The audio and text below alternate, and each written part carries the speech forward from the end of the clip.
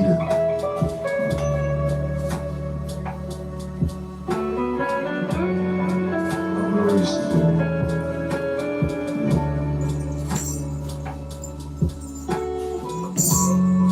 All glories to Srila Prabhupada.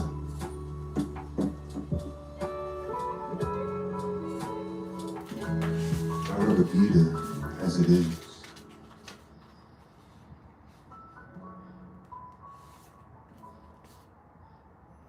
It says to Srila Baladeva Vidya Bhushana, who presented so nicely the Govinda Bhashya commentary on Vedanta philosophy. Forward. The Bhagavad-gita is the best known and most frequently translated of Vedic religious texts. It should be so appealing to the Western mind why it should be so appealing to the Western mind is an interesting question. It has drama, for its setting is a scene between two great armies, banners flying, drawn up opposite one another on the field, poised for battle. It has ambiguity, and the fact that Arjuna and his charioteer Krishna are carrying on their dialogue between two armies suggests the indecision of Arjuna about the basic question: should he enter the battle against and kill those who are friends and kinsmen? It has mystery, as Krishna demonstrates to Arjuna his cosmic form. It has a properly complicated view of the ways of the religious life and treats of the paths of knowledge, works, discipline, and faith, and their interrelationships, problems that have bothered adherents of other religions in other times and places. The devotion spoken of is a deliberate means of religious satisfaction, not a mere outpouring of poetic emotion. Next to the Bhagavata Purana, a long work from South India, Hare Krishna, casting blast. You say, hey, Prabhupada, Haribo. Let me see, I think I was here. The Gita is the next most frequently quoted in the philosophical writings of the Gaudiya Vaishnava school. The school represented by Swami Bhaktivedanta as the latest in a long succession of teachers. It can be said that the school of Vaishnavism was founded or revived by Sri Krishna Chaitanya Mahaprabhu, 1486 through 1533 in Bengal, and that is currently the strongest single religious force in the eastern part of the Indian subcontinent. The Gaudiya Vaishnava school, for whom Krishna is himself. Oh, Haribo, let me see. Oh, Johnny, thank you so much, Johnny. Hare Krishna. Can you say happy birthday to me, please? Jai, yes, happy birthday. Currency? Hare Krishna. Haribo.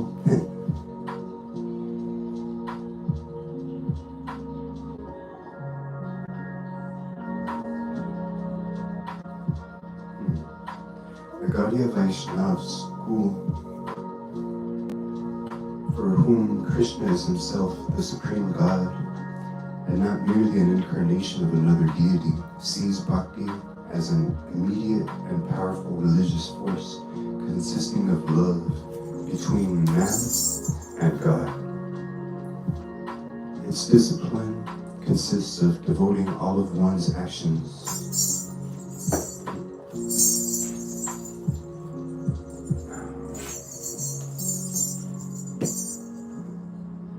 to the deity, and one listens to the stories of Krishna from the sacred texts and one chants Krishna's name, washes, bathes, and dresses the murti of Krishna, feeds him, and takes the remains of food offered to him.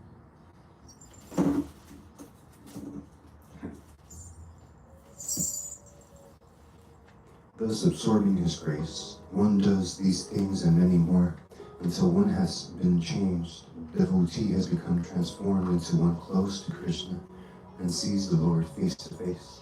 Let me see. Does you will read this book all now? Jai, I will. I'm gonna keep reading it every day. What in empanadas is this? Oh, this is the Srimad Bhagavad-gita. It's transcendental knowledge. This is just the foreword, though. I'm gonna get to the. Well, you'll see. Just keep coming back and checking it out. This is transcendental knowledge of how the soul travels from body to body and how we get elevated to the spiritual universe by chanting the holy names of the Lord, which is why I constantly chant the Hare mantra, which goes Hare Krishna, Hare Krishna, Krishna, Krishna,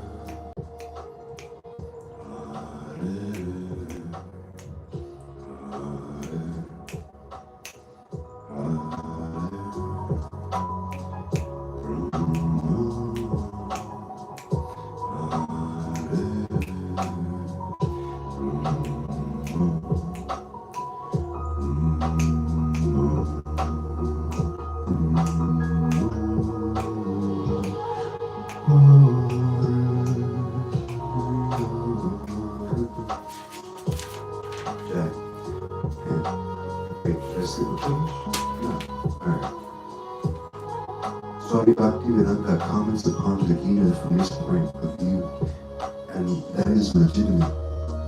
More than that, in this translation, the Western reader has the unique opportunity of seeing how how a Krishna devotee interprets his own texts. It is Vedic exegetical tradition, just famous in action. This book is then a welcome addition from many points of view. It can serve as a valuable textbook for the college student. It allows us to listen to a skilled interpreter implicating a text which has found religious meaning. It gives us insight into the original and highly convincing ideas of the Gaudiya Vaishnava school. In providing the Sanskrit in both Devangari and transliteration, it offers the Sanskrit specialist the opportunity to reinterpret or debate particular Sanskrit meanings, although I think there will be little disagreement about the quality of Swami's Sanskrit scholarship. And finally, for the non-specialist, there is readable English and a devotional attitude which cannot help but move the sensitive reader. And there are the paintings, which, incredibly as it may seem to those familiar with contemporary Indian religious art, were done by American devotees.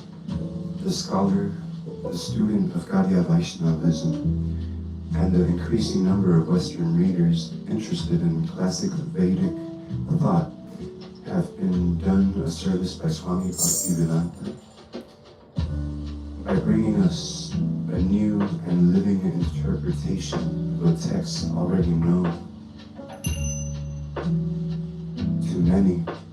He has increased our understanding manifold, and arguments for understanding in these days of estrangement need not be made.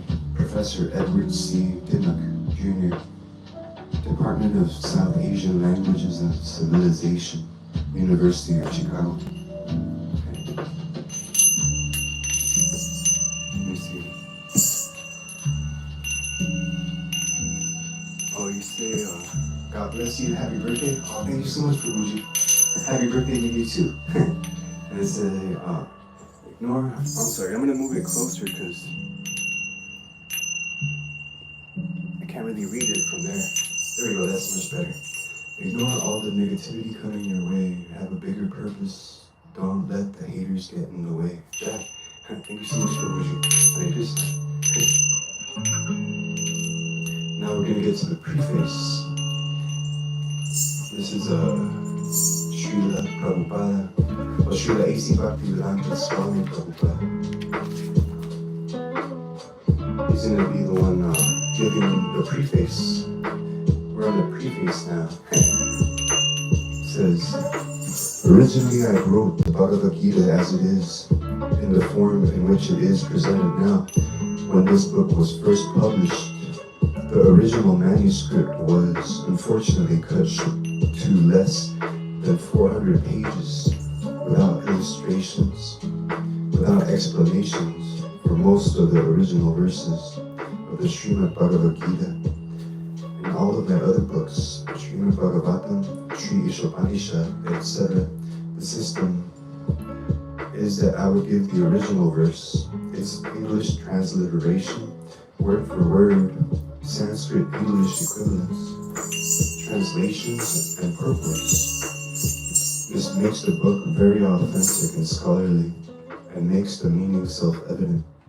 I was not very happy, therefore, when I had to minimize my original manuscript, but later on, when the demand for Bhagavad-gita as it is considerably increased, I was requested by many scholars. That way you can see more of the book, sorry.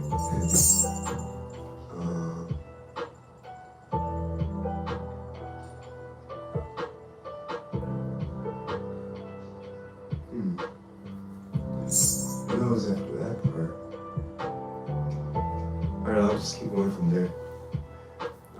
It's English transliteration, word for word, Sanskrit English equivalents, translations, and purports. This makes the book very authentic and scholarly, and makes the meaning self-evident. I was not very happy, therefore, when I had to minimize the original manuscript. Later on, then, the demand for Bhagavad-gita as it is considerably increased. I was requested by many scholars, oh there we go, that's where I was, and devotees to present the book in its original form. And Messrs. Macmillan and Company agreed to publish the complete edition. Thus, the present attempt is to offer the original manuscript of this great book of knowledge with full parampara explanation in order to establish the Krishna consciousness movement more soundly and progressively. Our Krishna consciousness movement is genuine, historically authorized, natural, and transcendental due to its being based on Bhagavad-gita as it is. It is gradually becoming the most popular movement in the entire world, especially amongst the younger generation. It is becoming more and more increasing to the older generation also. Older gentlemen are becoming interested so much that the fathers and grandfathers of my disciples are encouraging us by becoming life members of our great society, the International Society for Krishna Consciousness in Los Angeles. Oh, Jai, you say, I need prayers in my life. I've been going through a tough time in life. I hope you can help and bring the faith back to me. Amen. Jai, KJV6, yeah, much love. I keep everyone in my heart.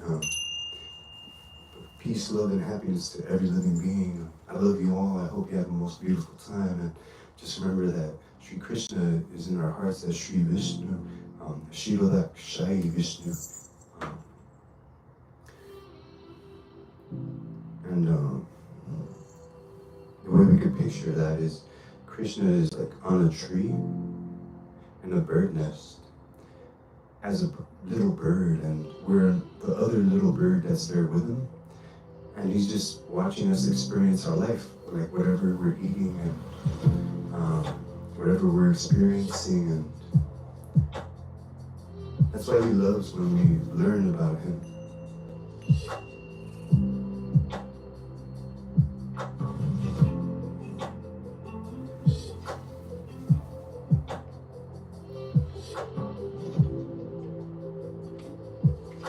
Krishna says, in Los Angeles, many fathers and mothers come to see me to express their feelings of gratitude for my leading the Krishna consciousness movement through the entire world.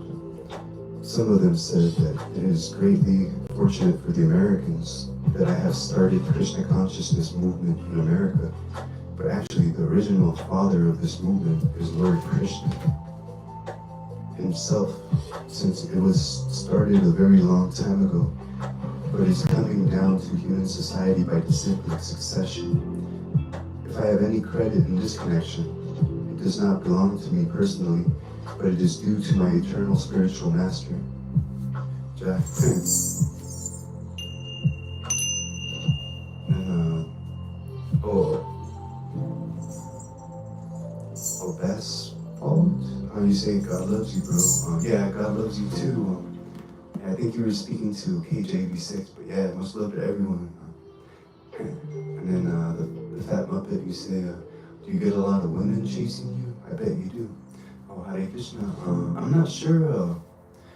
I have been communicating with a few women, but I'm not looking to like date or anything. I'm gonna get married and have children if I do pursue that route. But for now, I'm just serving the Lord with my time and my presence. I just want to keep learning about Him and living in the way He wants me to live.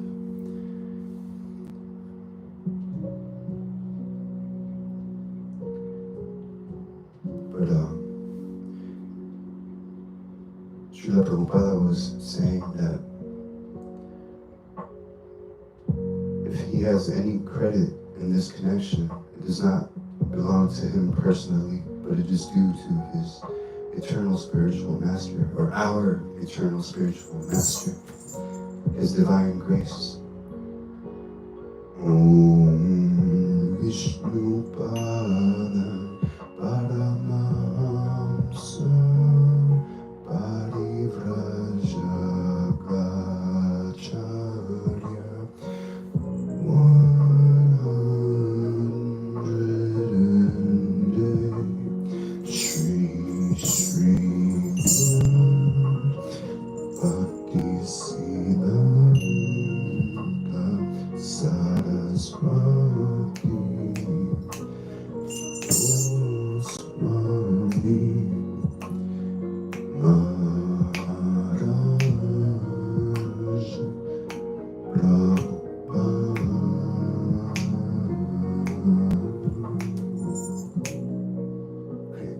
Jai, that's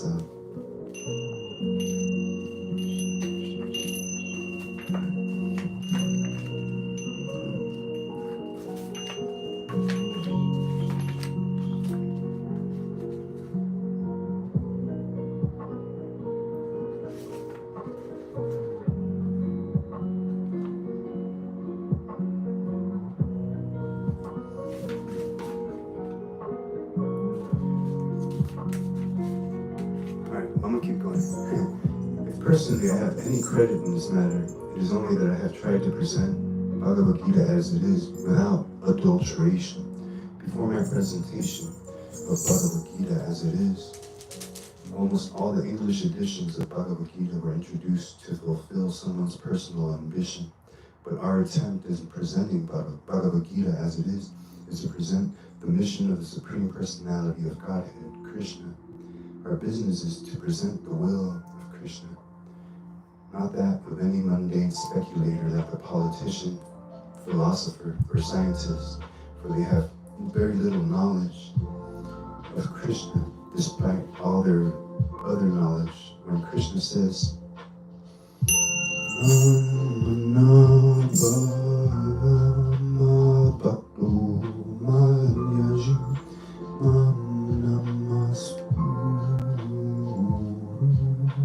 etc., we, unlike the so-called scholars, do not say that Krishna and his inner spirit are different.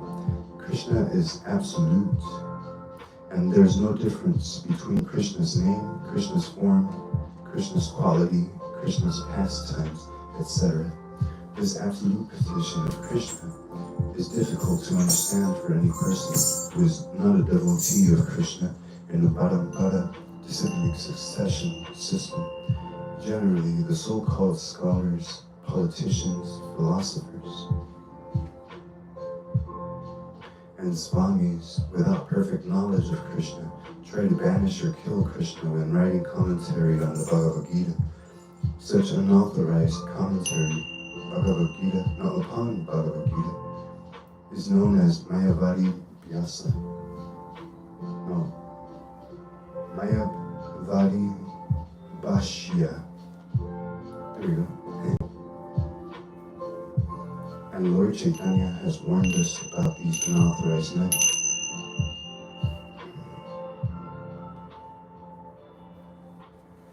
Lord Chaitanya clearly says that anyone who tries to understand the Bhagavad Gita from the Mayavadi point of view will commit a great blunder. The result of such a blunder will be that the misguided student of Bhagavad Gita will certainly be bewildered on the path of spiritual guidance and will not be able to go back home, back to Godhead. Our only purpose is to present this Bhagavad Gita as it is in order to guide the conditioned student to the same purpose for which Krishna descends to this planet once in a day of Brahma, once every 8,600,000,000 years. His purpose is stated in Bhagavad Gita, and we have to accept it as it is. Otherwise, there is no point in trying to understand the Bhagavad Gita. And its speaker, Lord Krishna. Lord Krishna first spoke Bhagavad Gita to the sun some 100 millions of years ago. We have to accept this fact and thus understand the historical significance of Bhagavad Gita without misinterpretation on the authority of Krishna. To interpret Bhagavad Gita without any reference to the will of Krishna is the greatest offense. In order to save oneself from this offense, one has to understand the Lord as the Supreme Personality of Godhead, as he was directly understood by Arjuna, Lord Krishna's first disciple. Such understanding of Bhagavad Gita is really profitable and authorized for the welfare of human society and fulfilling the mission of life. The Krishna consciousness movement is essential in human society, for it offers the highest perfection of life. How this is so is explained fully in Bhagavad Gita. Unfortunately, mundane wranglers have taken advantage of Bhagavad Gita to push forward their demonic propensities and mislead the people regarding right understanding of simple principles of life. Everyone should know how God or Krishna is great, and everyone should know the factual position of the living entities.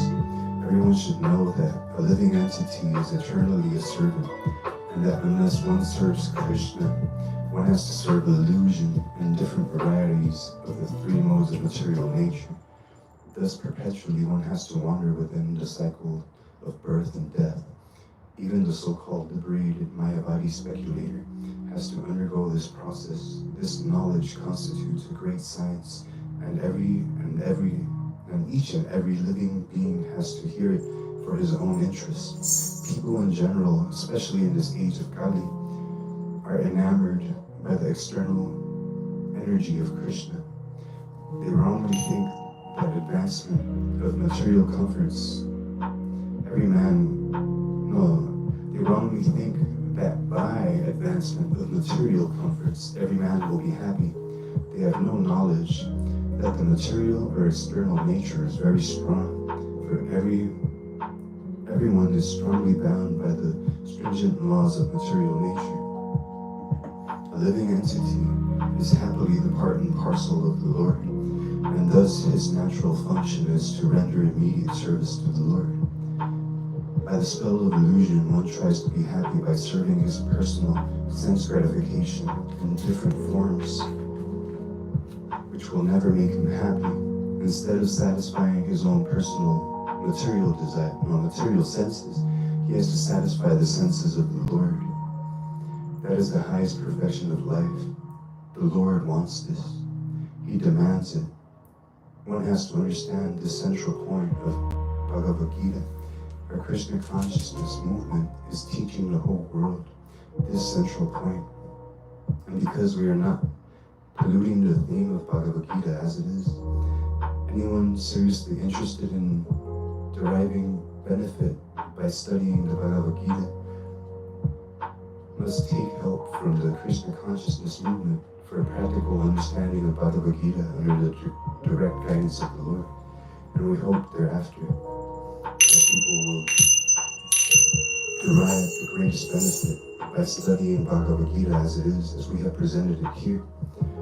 And if even one man becomes a pure devotee of the Lord, we shall consider our attempt a success.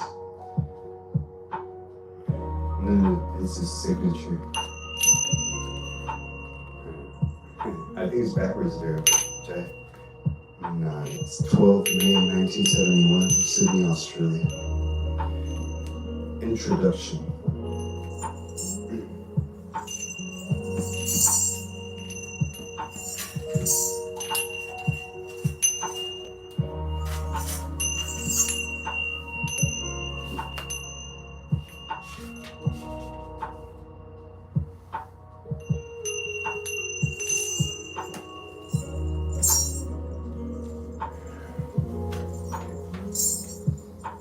I got some Sanskrit.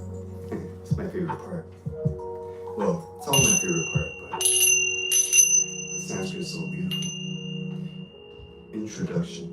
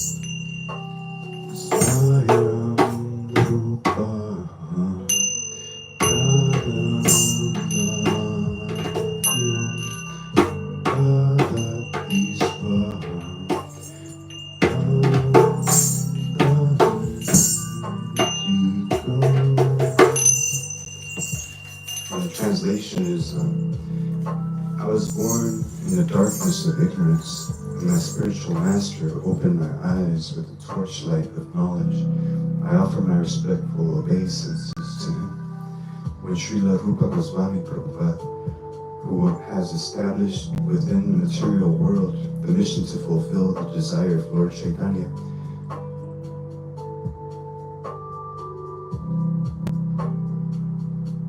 give me shelter under his lotus feet.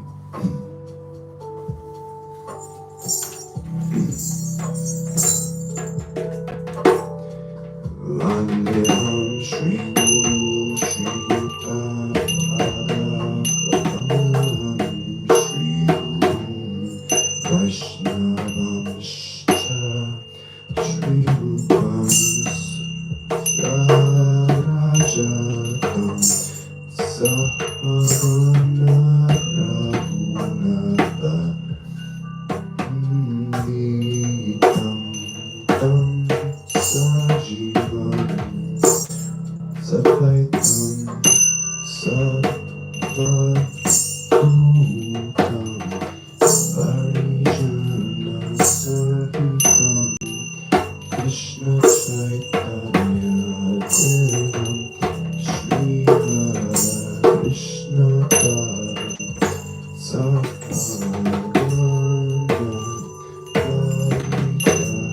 Shri Vishakam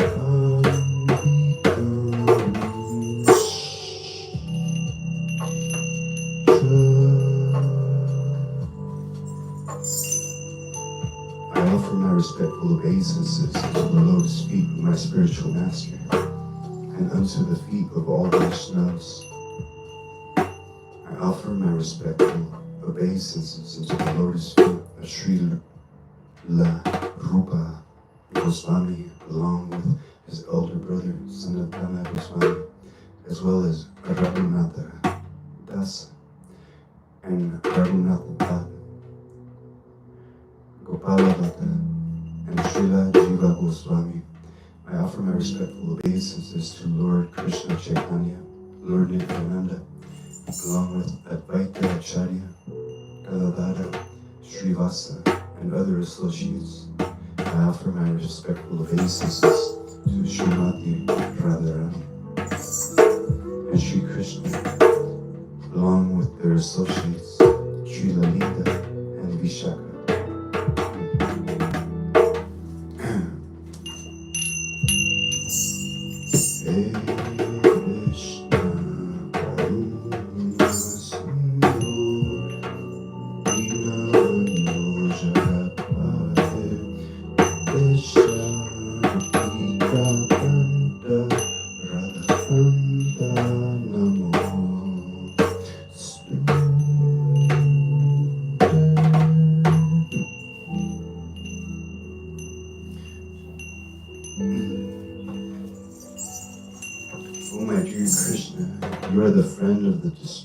And the source of creation.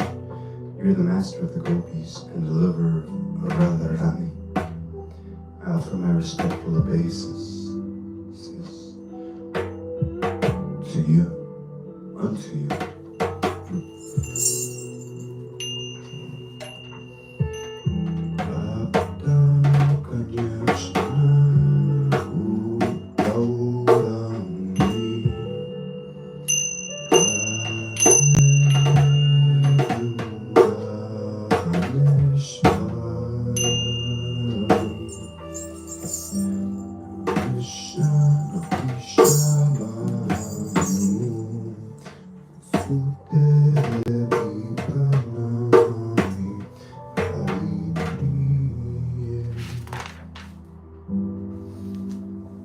Respects to Radharani, whose bodily complexion is like molten gold, and who is the queen of Vrindavan.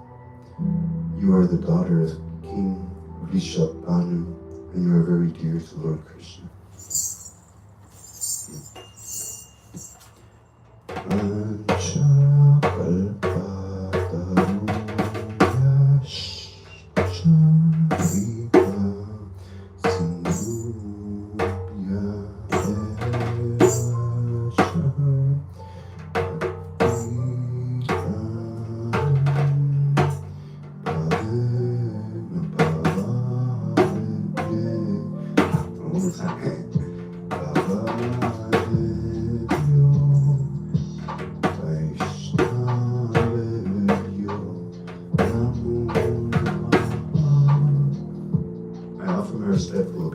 Unto all the Vaishnava devotees of the Lord, who can fulfill the desires of everyone, just like desire trees, who are filled with compassion for the fallen souls.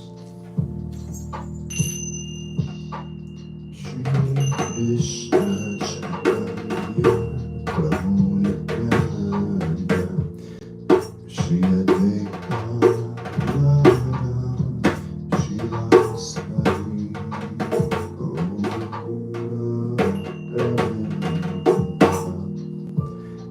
respectful obeisances to Sri Krishna Chaitanya Prabhu Nityananda, Sri Advaita Gadadhara, Sri Vasa, and all others in the line of devotion.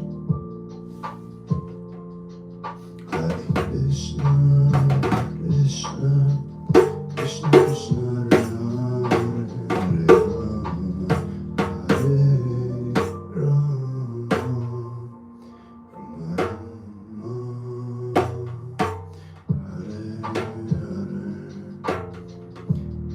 Bhagavad-gita is also known as the Gita Upanishad.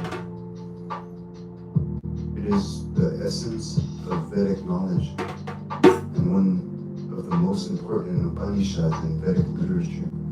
Of Of course, there are many commentaries in English on the Bhagavad Gita, and one may question the necessity for another one. This present edition can be explained in the following way. A recent American lady asked me to recommend an English translation of Bhagavad Gita. Of course, in America, there are so many editions of Bhagavad Gita available in English, but as far as I have seen, not only in America, but also in India, none of them can be strictly said to be authoritative, because in almost every one of them, the commentator has expressed his own opinions without touching the spirit of Bhagavad Gita as it is. The spirit of Bhagavad Gita is mentioned in the Bhagavad Gita itself. It is just like this. If we want to take a particular medicine, then we have to follow the directions written on the label. We cannot take the medicine according to our own whim or the direction of a friend.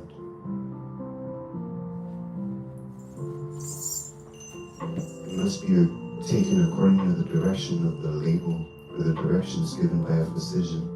Similarly, Bhagavad Gita should be taken or accepted as it is directed by the speaker himself. The speaker of Bhagavad Gita is Lord Sri Krishna. He's mentioned on every page of Bhagavad Gita as the Supreme Personality of Godhead, Bhagavan. Of course, the word Bhagavan sometimes refers to any powerful person or any powerful demigod, but certainly here Bhagavan designates Lord Sri Krishna as a personality. But at the same time, you should know that Lord Sri Krishna is the Supreme Personality of Godhead. It is confirmed by all great acharyas, spiritual masters like Sankaracharya, Ramanujacharya, Madhavacharya, Nimbarka Swami, Sri Chaitanya Mahaprabhu, and many other authorities of Vedic knowledge in India. The Lord himself establishes himself as the Supreme Personality of Godhead in Bhagavad Gita, and he is accepted as such in the Brahma Samhita, in all the Puranas, especially in the Srimad Bhagavad-gita, known as the Bhagavata Purana. Krishna tu Krishna stu Bhagavan Svayam. Therefore, we should take Bhagavad Gita as it is, directed by the personality of Godhead himself. In the 4th chapter of the Gita, the Lord says,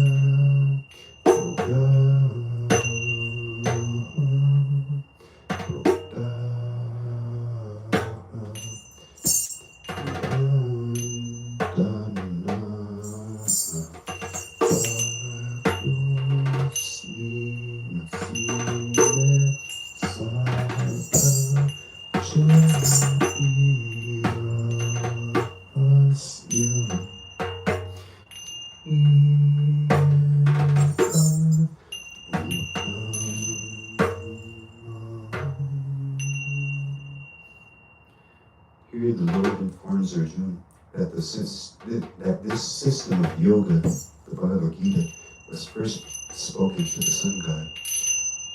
And the sun god explained it to Manu, and Manu explained it to Ikshvaku. And in that way, by disciplic succession, one speaker after another, this yoga system has been coming down, but in the course of time, it has become lost. Consequently, the Lord has to speak it again, this time to Arjuna on the battlefield of Kurukshetra. He tells Arjuna that he is relating to the supreme secret to him because he is his devotee and his friend. The purport of this is that the Bhagavad-gita is a treatise which is especially meant for the devotee of the Lord. There are three classes of transcendentalists, namely the Jnani, the Yogi, and the Bhakta, or the impersonalist, the meditator, and the devotee.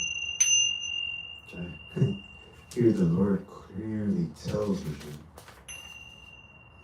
that he is making him the first receiver of the new Parampara disciplic succession because the old succession was broken.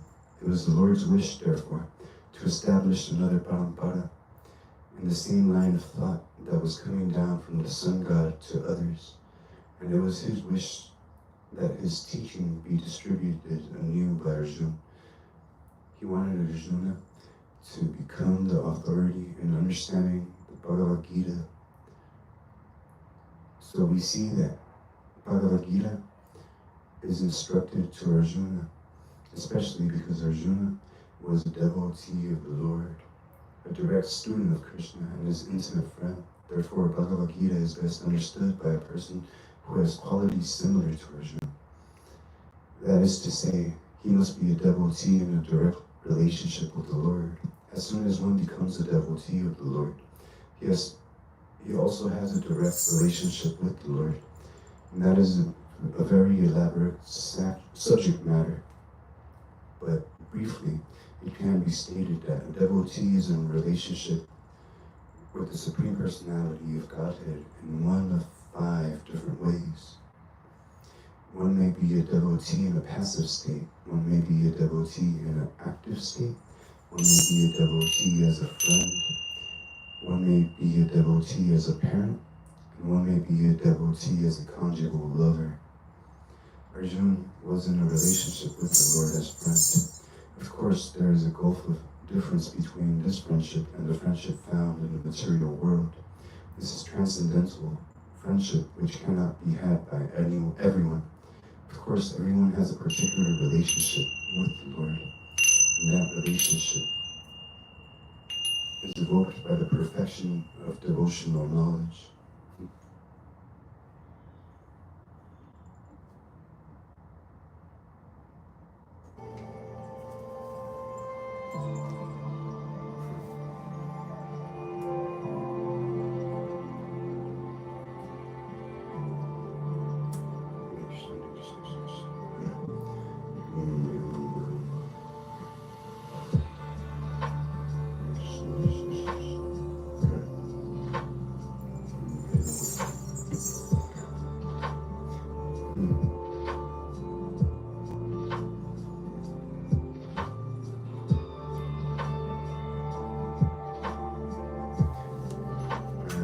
Start the paragraph over. Arjuna was in a relationship with the Lord as friend. Of course, there is a gulf of difference between this friendship and the friendship found in the material world. This is transcendental friendship, which cannot be had by everyone. Of course, everyone has a particular relationship with the Lord, and that relationship is evoked by the perfection of devotional service. But in the present status of our life, we have not only forgotten the Supreme Lord, but we have forgotten our eternal relationships with the Lord. Every living being, out of many, many billions and trillions of living beings, has this particular relationship with the Lord, eternally. That is called Svarup. By the process of devotional service, one can revive that Svarup. And that stage is called Svarup City, perfection of one's constitutional position. So Arjuna was a devotee, and he was in touch with the Supreme Lord in friendship. Arjuna accepted this. Bhagavad Gita should be known. His manner of acceptance is given in the 10th chapter.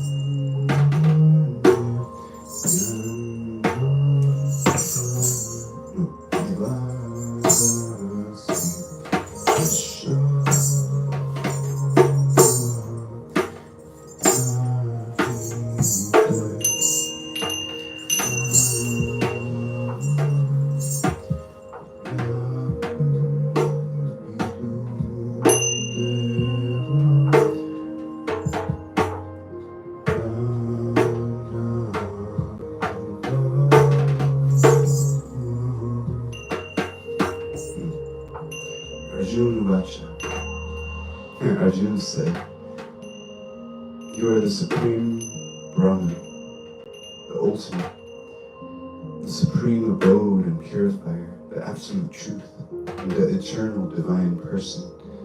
You are the primal God, transcendental and original, and you are the unborn and all-pervading beauty. All the great sages like Narada, Asita, Devala, and Vyas proclaim this of you, and now you yourself are declaring it to me.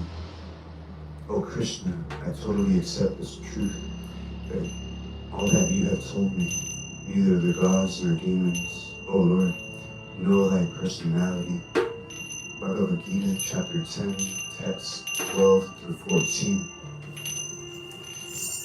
After hearing Bhagavad Gita from the Supreme Personality of Godhead, Arjuna accepted Krishna as Param Brahma, the Supreme Brahman. Every living being is Brahman, but the Supreme Living Being, the Supreme Personality of Godhead, is the Supreme Brahman. Param Dhamma means that he is the supreme rest or abode of everything. Bhagita means he is pure, untainted by material contamination. Purusham means he is the supreme enjoyer. Divyam, transcendental. And Adi Devam, the Supreme Personality of Godhead. Ajam, the unborn. And Vidam, the greatest, the all-pervading. Now, one may think that because Krishna was the friend of Arjuna, Arjuna was telling him all this by way of flattery, but Arjuna, just to drive out this kind of doubt from the minds of the readers of Bhagavad Gita, substantiates these praises in the next verse when he says Krishna is accepted as the Supreme Personality of Godhead. Not only by himself, but by the authorities, like the sage Narada, Asita, Devala, Vyasadeva, and so on. These are great personalities who distribute Vedic knowledge as it is accepted by all acharyas. Therefore, Arjuna tells Krishna that he accepts whatever he says to be completely perfect.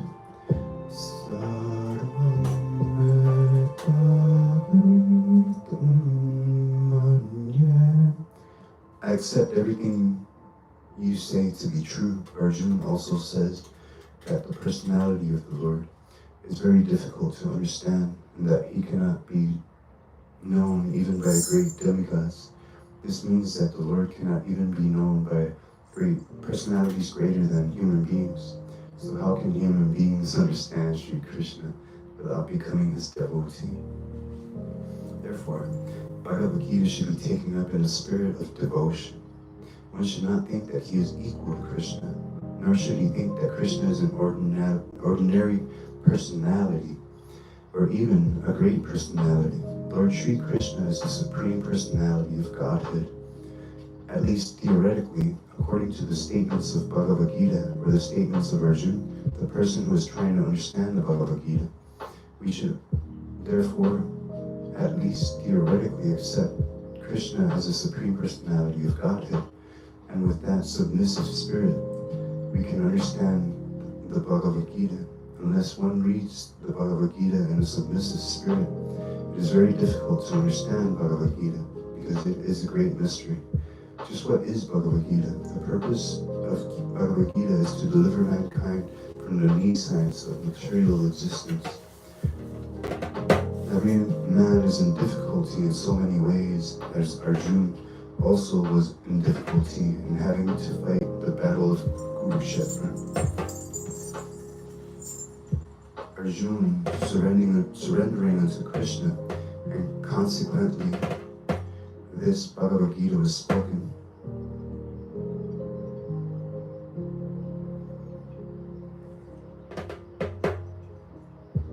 Not only Arjuna, but every one of us is full of anxieties because of this material existence. Our very existence is in the atmosphere of non-existence. Our existence is eternal, but we somehow or other are put into a sat.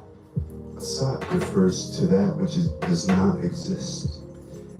Out of so many human beings who are suffering, there are a few who are actually inquiring about their position as to what they are, why they are put into this awkward position, and so on. Unless one is awakened to this position,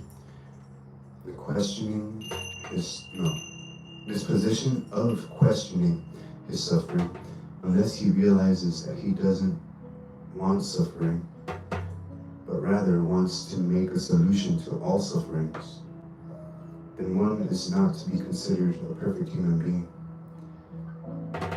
Humanity begins when this sort of inquiry is awakened in one's mind. In the Brahma Samhita, this inquiry is called Brahma Jijiñāsa. Every activity of the human being is to be considered a failure unless he inquires about the nature of the Absolute. Therefore, those who begin to question why they are suffering, where they came from, and where they shall go after death, are proper students for understanding Bhagavad-gita. The sincere student should also have firm respect for the Supreme Personality of Godhead. Such a student was Arjuna. Lord Krishna descends specifically to re-establish the real purpose of life. When man forgets that purpose, even then, out of many human beings who awaken, there may be one who actually enters the spirit of understanding his position, and for him this Bhagavad-gita is spoken. Actually, we are followed by the tiger of Nisayas, but the Lord is very merciful upon the living entities, especially human beings. To this end, he spoke Bhagavad-gita. making his friend Arjun his student. Being an associate of Lord Krishna, Arjun was above all ignorance, but Arjun was put into ignorance on the battlefield of Kurukshetra, just to question Lord Krishna about the problems of life, so that the Lord could explain them for the benefit of future generations of human beings and chalk out the plan of life. Then man could act accordingly and perfect the mission of human life. The subject of Bhagavad-gita entails the comprehension of 5 basic truths. First of all, the science of God is explained, and then the constitutional position of the living entities. Jivas. There is Ishvara, which means controller, and there are Jivas, the living entities, which are controlled. If a living entity says he is not controlled, but that he is free, then he is insane. The living being is controlled in every respect, at least in his conditioned life. So in Bhagavad-gita, the subject matter deals with the Ishvara, the supreme controller, and the Jivas, the controlled living entities. Prakriti, material nature, and time, the duration of existence of the whole universe, or the manifestation of material nature, and karma, activity, are also discussed. The cosmic manifestation is full of different activities. All living entities are engaged in different activities. From Bhagavad-gita, we must learn that God is and what living entities are, what Prakriti is, what the cosmic manifestation is, and how it is controlled by time, and what the activities of the living entities are. Out of these basic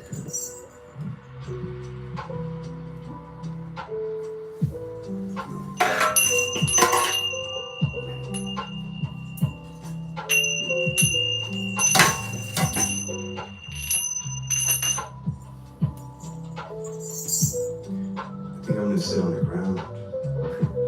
Maybe I can sit on the bed or something.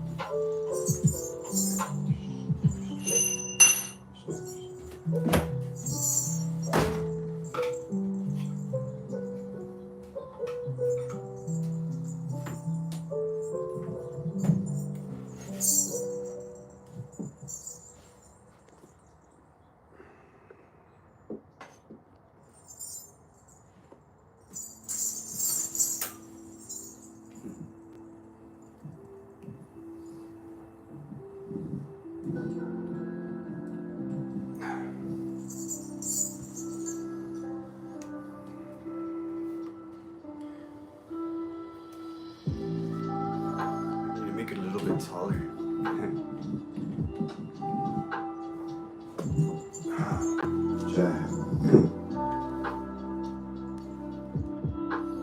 Out of these 5 basic subjects matters in Bhagavad-gita, it is established that the Supreme Godhead, or Krishna, or Brahman, or Supreme Controller, or Paramatma, you may use whatever name you like, is the greatest of all.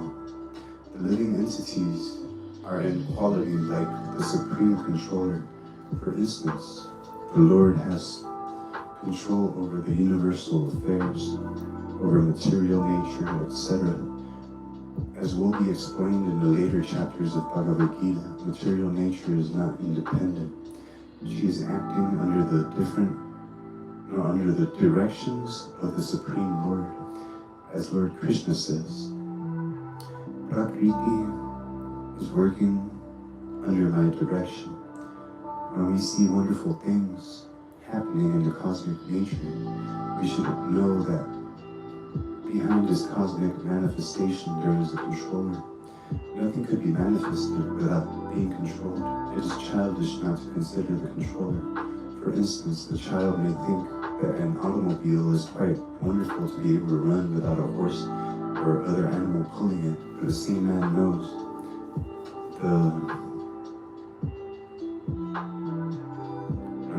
that behind the machinery there's a man, a driver. Similarly, the Supreme Lord is a driver under whose direction everything is working. Now the jivas, or the living entities, have been accepted by the Lord, as we will note in the later chapters, as his parts and parcels. A particle of gold is also gold, a drop of water from the ocean is also salty, and similarly, we, the living entities, being part and parcel of the Supreme Controller, Ishvara, or Bhagavan, Lord Sri Krishna, have all these qualities of the Supreme Lord in minute quantity, because we are minute Ishvaras, subordinate Ishvaras. We are trying to control nature, as presently we are trying to control space or planets, and this tendency to control is there because it is in Krishna. But although we have a tendency to lord it over material nature, we should know that we are not the supreme controller. This is explained in Bhagavad-gita. What is material nature? That is explained in Gita as inferior prakriti, inferior nature. The living entity is explained as the superior prakriti. Prakriti is always under control, whether inferior or superior. Prakriti is female, and she is controlled by the Lord. Just as the activities of the wife are controlled by the husband, Prakriti is always subordinate, predominated by the Lord, who is the predominator. The living entities and material nature are both predominated, controlled by the Supreme Lord. According to the Gita, the living entities, although parts and parcels of the Supreme Lord, are to be considered Prakriti. This is clearly mentioned here in the 7th chapter, 5th verse of Bhagavad-gita.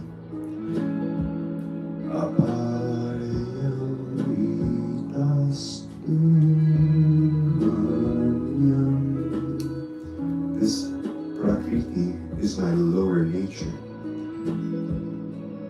Prakriti.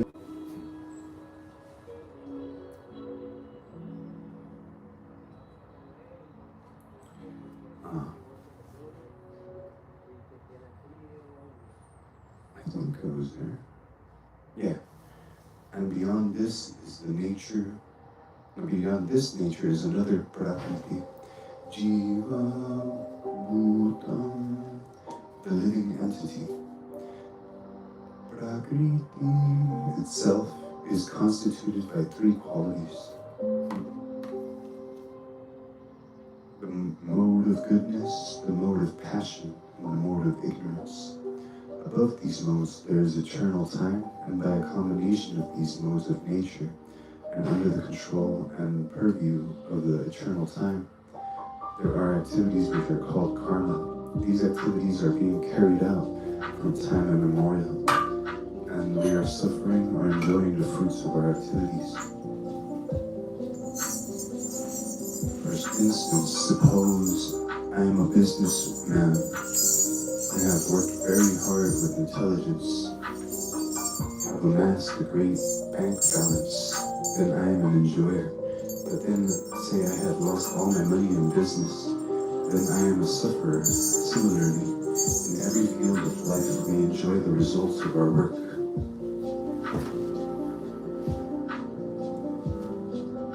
Or we suffer the results. This is called karma. Ishvara, the Supreme Lord. Jiva, the living entity. Prakriti, the nature, eternal time, and karma, activity, are all explained in Bhagavad-gita. Out of these 5, the Lord, the living entities, material nature, and time are eternal. The manifestation of Prakriti may be temporary, but it is not false. Some philosophers say that the manifestation of material nature is false, but according to the philosophy of Bhagavad-gita, or according to the philosophy of the Vaishnavas, this is not so. The manifestation of the world is not accepted as fake and as false. It is accepted as real, but temporary. It is likened upon, not unto a cloud which moves across the sky, or the coming of the rainy season which nourishes grains.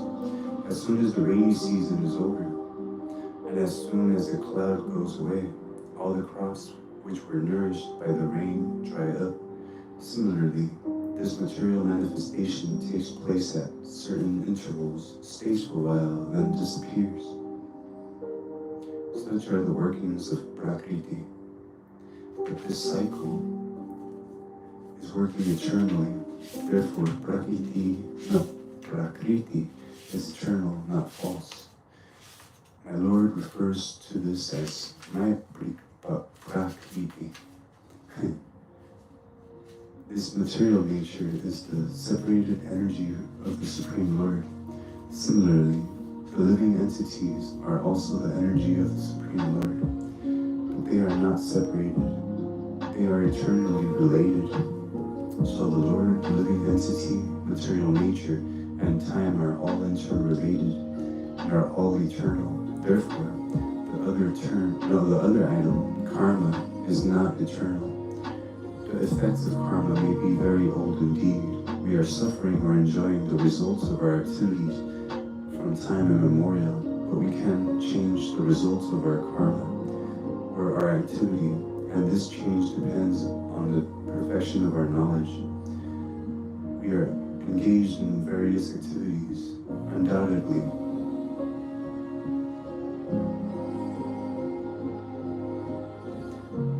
We do not know what sort of activities we should adopt to gain relief from the actions and reactions of all these activities. But this is also explained in the Bhagavad-gita. The position of Ishvara is that of supreme consciousness. The jivas, or the living beings, the living entities being parts and parcels of the Supreme Lord, are also conscious.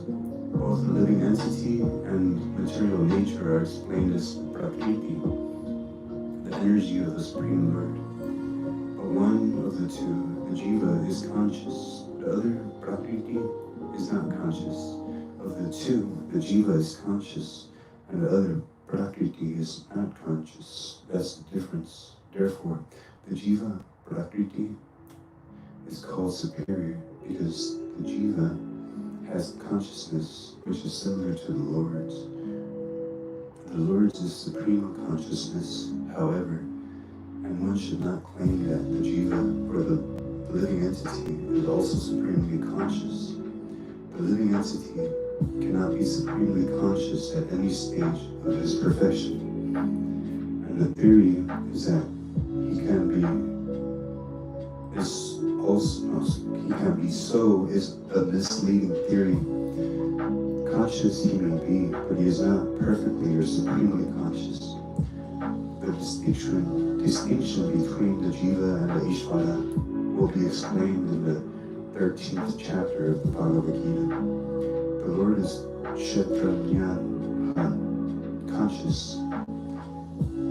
as is the living being, but the living being is conscious of his particular body, whereas the Lord is conscious of all bodies, because he lives in the heart of every living being.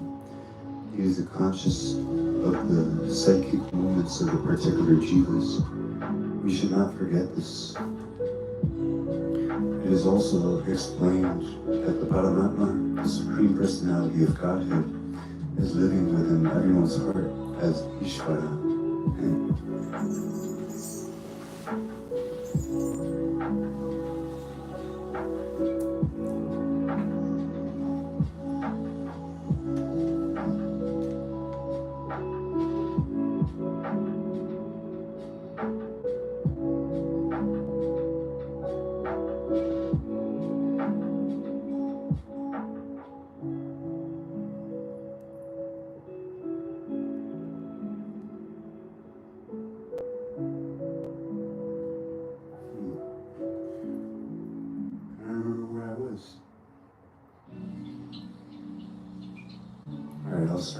this paragraph.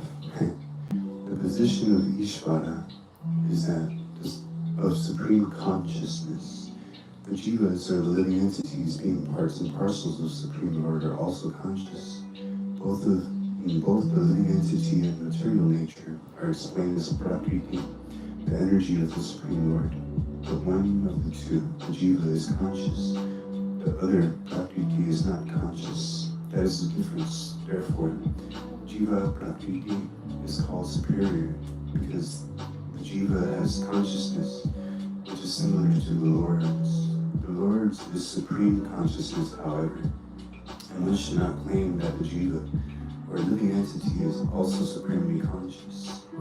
The living entity cannot be supremely conscious at any stage of his perfection, and the theory that he can be so is a misleading theory. Conscious he may be, but he's not perfectly or supremely conscious. The distinction between the jiva and the Ishvara will be explained in the 13th chapter of Bhagavad-gita. The Lord is conscious, as is the living being, but the living being is conscious of his particular body, whereas the Lord is conscious of all bodies. Because he lives in the heart of every living being, he is conscious of the psychic movements of particular jivas. We should not forget this. It is also explained that Paramatma, the Supreme Personality of Godhead, is living in everyone's heart as Ishvara, as a controller, and that he is giving directions for the living entity to act as he desires. The living entity forgets what to do. First of all, he makes a determination to act in a certain way, and then he is entangled in the acts and reactions of his own karma.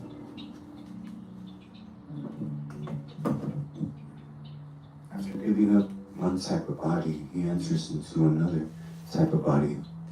As we put on and take off old clothes, as the soul thus migrates, he suffers the actions and reactions of his past activities. These activities can be changed when the living being is in the mode of goodness and sanity, and understands what sort of activities he should adopt. If he does so, then all actions and reactions of his past activities can be changed. Consequently, karma is not eternal. Therefore, we stated that of the 5 items,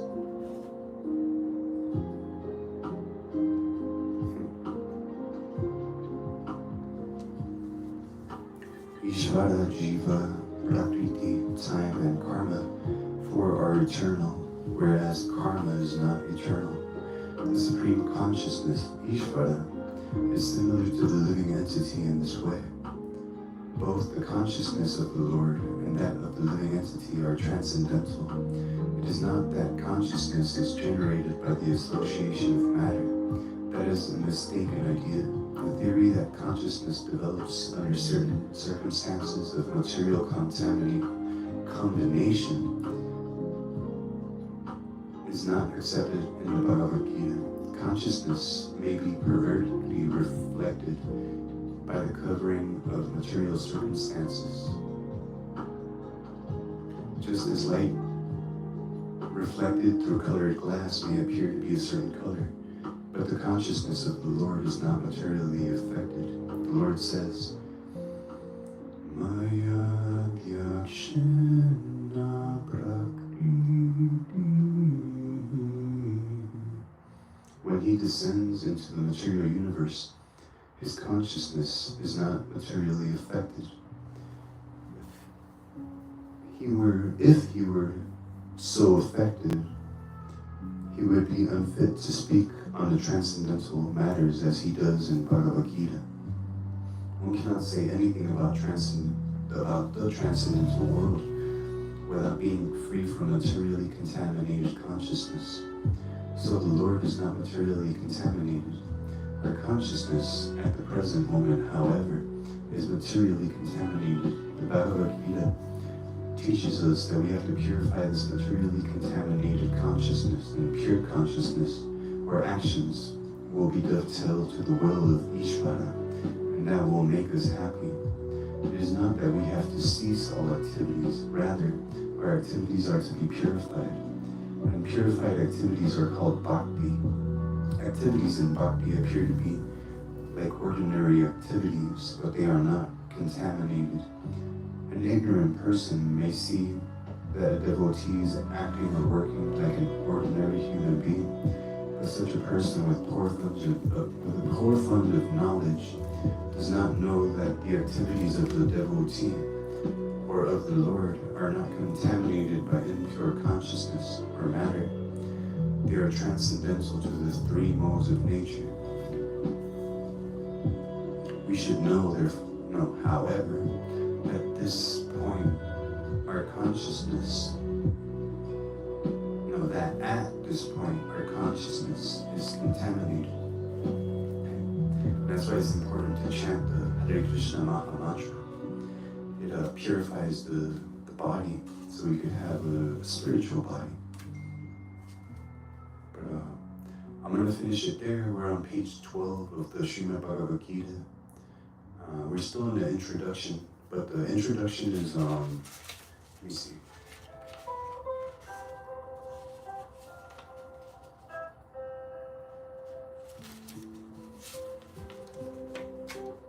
It's about 33 pages.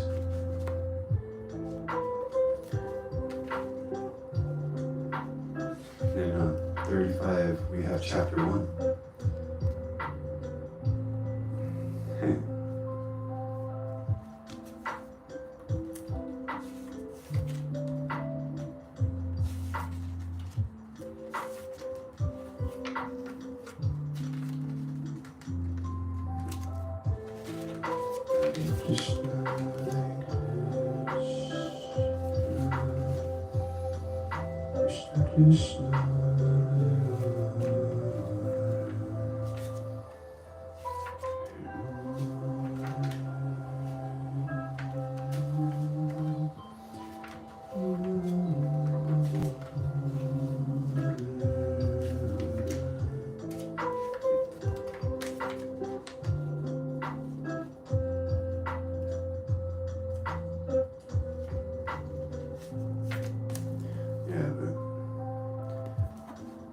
Peace, love, and happiness to every living being all over the world. You say, hey man, you could do tarot. Jai, yeah, I don't really want to, I don't know, I just want to keep preaching Krishna consciousness. Yeah, it's our eternal pastime. We actually keep it forever. Everything that we do for the Lord, it's eternal. It's the only thing that's forever in this whole world, Everything else that we are doing is just temporary, but serving the Lord is transcendental. That's what, I don't know. Hare Krishna. I'll be back in a little bit. I'm gonna go get some dinner, and then I think I'm gonna start another stream. I think I'm gonna keep on reading. I'm gonna try to maybe finish the introduction today.